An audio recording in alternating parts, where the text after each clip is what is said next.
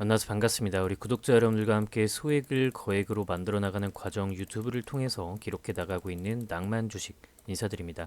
현재 시간은 12월 27일 금요일 오후 5시 53분 지난 시점이고 HD 현대마린 솔루션 주가 분석 진행하도록 하겠습니다. 올해도 이제 주식 거래일이 딱 하루 1거래일 남은 상태인데 잘 마무리해줬으면 좋겠고, 오늘 썸네일을 보고 놀라신 구독자 여러분들이 아마 많으실 것 같아요. 근데 일단 결론적으로는 오히려 걱정할 필요 없이 잘 됐다라는 생각이 저는 든다라는 이야기를 먼저 드리고 시작하도록 하겠습니다.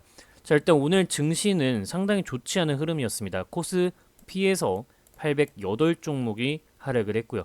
코스닥에서 1287종목이 하락을 해주면서 오늘 시장 전체적으로 2095개, 거의 2100개의 종목이 하락을 하는 모습을 보였습니다. 그런데 현대마린 솔루션 윗꼬리를 달긴 했지만 여러분들 여기에서 상당히 선방했다라는 거 다들 아실 겁니다. 그래서 사실 오늘 우리 구독자 여러분들이 현대마린 솔루션 보유하고 계셨던 분들은 이거 사고 있길 잘했다라고 생각을 아마 하셨을 거예요. 그리고 어제 제가 이야기를 드렸는데 2단계 조선주냐라고 하는 사람들에 대해서 조선 종목들 뭐 HD, 현대, 미포, 그리고 뭐 삼성중공업, 그리고 한화오션 이런 애들 보여드리면서 얘네는 왜 잘 오르는데 현대마린 솔루션은 안 오르느냐 이런 얘기에 대해서 제가 이제 조선과 조선 기자재에 대한 분류를 좀 해드렸는데, 오늘 보세요. 이런 애들 어차피 다시 다 내려옵니다. 그죠? 결국에는 저는 현대마린 솔루션이 가장 크고 오랫동안 갈 거라고 봐요. 결국에는 AM 솔루션이라는 것 자체가 이 단순하게 지금 선박 건조를 하는 애들보다는 더욱더 길게 갈 경향성이 있기 때문이죠. 근데 또 하나오션하고 HD 현대중공업, 현대미포 이런 애들은 방산까지 겸하고 있어서 좀 더 주가가 오를 수 있다라는 이야기를 하는데, 뭐 이거는 나중에 또 생각하도록 합시다. 그러면서 이제 여러분들이 또 조선업 전반적으로 좀 궁금해하시는 분들이 많으신 것 같아서 삼성중공업 이 얘기도 좀 드리면, 삼성중공업 같은 경우에는 왜 하나오션하고 뭐 HD 뭐 현대 이쪽 애들하고 좀 다르게 좀 약하냐 이런 이야기를 하시는 분들도 계세요. 자, 제가 여러분들께 이 조선에 대한 부분을 강조를 드릴 때 이 증시 문답 퀴즈를 전달을 해드리면서, 이거 몇 날 며칠 밤새서 만들었죠, 여러분들 기억하시죠? 여기에서 제가 여러분들께 뭐라고 말씀드렸었냐면, 뭐 여러 가지 적어드렸죠. 뭐 유상증자, 무상증자, 기업합병 전환사채, 혹은 뭐 개인, 외국인, 연기금, 사모펀드, 금융투자, 기타 법인 진입할 때 어떻게 해야 되는지 전부 이런 거 좀 적어드렸는데, 그 중에서 특히 요거 환율이 오르는 경우, 오늘 같은 경우에 환율이 1480원까지 올라갔죠, 여러분들. 근데 이 고환율 상태에서 제가 뭐가 좋다 그랬어요? 조선주가 좋다 그랬죠? 그죠? 요런 내용은 여러분들 반드시 알고 계셔야 된다. 자, 요런 거 이렇게 제가 쭉 적어드리니까 여러분들 이런 거는 꼭 챙겨가세요. 요거는 저한테 연락 남기시는 구독자 여러분들께만 전달 드릴 겁니다. 자, 근데 제가 이 얘기를 왜 드렸냐면, 이 환율이 오르는 경우에는 조선주가 상당히 강한 모습을 보이는데, 현대마린 솔루션이나 뭐 하나오션이나 뭐 HD 현대미포나 현대중공업이나 이런 애들은 환해증을 안 합니다. 그런데 삼성중공업 같은 경우에는 회사의 어떤 내부 방침에 의해서 달러로 결제하는 것들을 해증을 한다고 해요. 100%. 그렇기 때문에 조금 더 약한 모습을 보이고 있는 거다, 이렇게 보시면 되겠고요. 그래서 다른 종목들, 다른 조선 종목들은 어떻게 흘러가는지 간단하게 좀 훑어드렸습니다. 자, 어쨌든 이런 내용은 여러분들이 꼭 한 번씩 체크를 하시고 여러분들 주식하시는 게 앞으로도 편하실 거예요. 특히 뭐 개별 종목에 이런 이슈들이 닥치면 여러분들이 항상 당황들 하시는데, 요 정도는 알고 계셔야 된다. 요 증시 문답 퀴즈는 저한테 010-5741-1740번호로 퀴즈 자료라고 네 글자 문자 연락 남기시면 여러분들께 한 번도 빠짐없이 전부 전달 드리는데요. 간혹 이 문자 답장으로 전달 드리지 못하는 경우에는 제가 메일로까지로라도 답장 드리고 있으니까 여러분들 전부 챙겨가시고, 제 채널 들어오셔서 이 커뮤니티 탭을 클릭을 해보시면 이렇게 우리 구독자 여러분들이 저 자료 받았습니다 하고 3개월 전부터 170분이 댓글을 남겨주시고 계십니다. 이런 식으로 투명하게 운영되고 있는 채널이니까 여러분들 챙겨 가셔서 주식 공부 편하게 하시면 될 것 같습니다. 자, 100% 무료로 전달 드리고 있고요. 010-5741-1740번으로 퀴즈 자료라고 네 글자 문자 연락 남기시면 전부 한 분도 빠짐없이 전달 드립니다. 자, 그러고 나서 이제 우리가 본격적으로 그 이야기를 해봐야 되겠죠. KKR 블록딜 매도에 대해서. 자, 그 전에 요거 또 간단하게 보여드리면 지금 한국선급과 잔금상선 이쪽에서 이슈가 좀 지속적으로 나오고 있네요. 뭐 데이터, 빅데이터를 공급한다라고 합니다. 향후에 조선에도 AI 솔루션들이 적용되어야 한다라고 이제 보고 있는 부분들인 건데 그것에 대해서 백데이터들 대량으로 빅데이터로 전송을 해주겠다. 백데이터를. 이게 현대마린 솔루션의 역할이라고 볼 수가 있겠습니다. 자, 중요한 거 지금 KKR 얘네가 블록딜을 12월 3일 이날 뭐였죠 여러분들? 윤석열 대통령이 계엄령 선포했던 날이죠. 근데 이때 KKR 애들이 6개월 보호예수 물량을 매도를 하려고 했대요. 그러니까 저는 이게 이해가 안 가는 게 뭐냐면 여러분들 보세요. 이 얘네 KKR 애들 보호예수 물량 풀린 날짜가 11월 7일이에요. 그죠? 그러면은 요 날짜였단 말이죠. 요 양봉. 그래서 요 날부터 사실 매도를 하려면 할 수 있었는데 이때 당시에 매도를 안 했습니다. 그죠? 자, 오늘 요 부분 보시는 분들은 좋아요 버튼 무조건 누르셔야 돼요. 자, 보세요 여러분들. 여기에서 매도를 안 했다는 게 무슨 뜻일까요? 둘 중에 하나겠죠. 더 올라간다. 전망이 좋다. 혹은 여기서 팔면은 여기서 내가 팔면은 시세가 무너져 내릴 것 같으니까 보호예수 물량 안 그래도 애들 개미들 민감한데 아유 내가 팔면은 개미들 다 떠나지 이렇게 생각을 하고 최대한 동일한 단가를 유지하면서 매도하기 위해서 매도를 일부러 하지 않았다라고 이제 좀 볼 수 있을 것 같은데 12월 3일이면 여러분들 12월 3일이면 여기에요.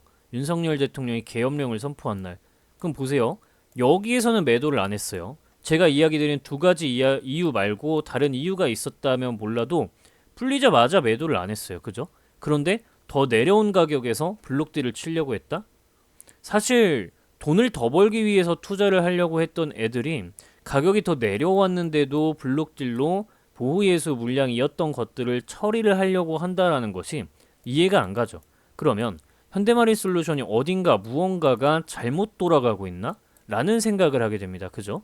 그런데 그건 아니라는 거죠. AM 솔루션이 그냥 선박 건조하는 애들보다 조금 더 성장성이라던가 그리고 꾸준하게 영업이익을 내고 그리고 영업이익률 자체도 너무 높아서 가격이 강하게 올라줄 수 있는 주가가 강하게 올라줄 수 있는 부분이고 조선업의 분위기가 좋고 중국이 한국의 어떤 조선 분위기를 압도하려고 한다라는 이야기는 계속 나오고 있지만 결국에는 뭐 인도 물량을 나눠 먹는다라는 이야기가 나오고 있다라고 하더라도 결국 미국은 중국을 배제하려고 하고 그 LNG 선들 뭐 어찌어찌 컨테이너 선들 이런 것들 전부 한국에 발주할 거란 말이죠. 그리고 유지 보수는 누구한테 시키겠어요? 사실 압도적이에요. 유지 보수는 현대마린 솔루션이. 그렇다라고 생각해 봤을 때 매도할 이유가 없단 말이죠. 그러면 저는 이렇게 생각을 해요. 이제 쇼하고 있는 거라고 봅니다. 생쇼를 하고 있는 거라고 보는데 여기에서 매도를 안 하고 여기에서 매도를 하려고 했는데 뭐 계엄령 때문에 매도를 못했다. 아쉽다. 그래서 향후에 보려고 한다. 뭐 이런 식으로 이제 얘기를 하는 건데 이 말인 즉슨 뭐 사실 6시간 만에 풀렸죠. 계엄령 이때 6시간 만에 풀려서 다음날 오히려 우리는 올라줬습니다. 그죠? 근데 여기에서 매도를 그러면 다음날에도 하면 되지 않았냐 라고 우리가 이제 물어볼 수가 있게 되는데 안 했어요. 그죠?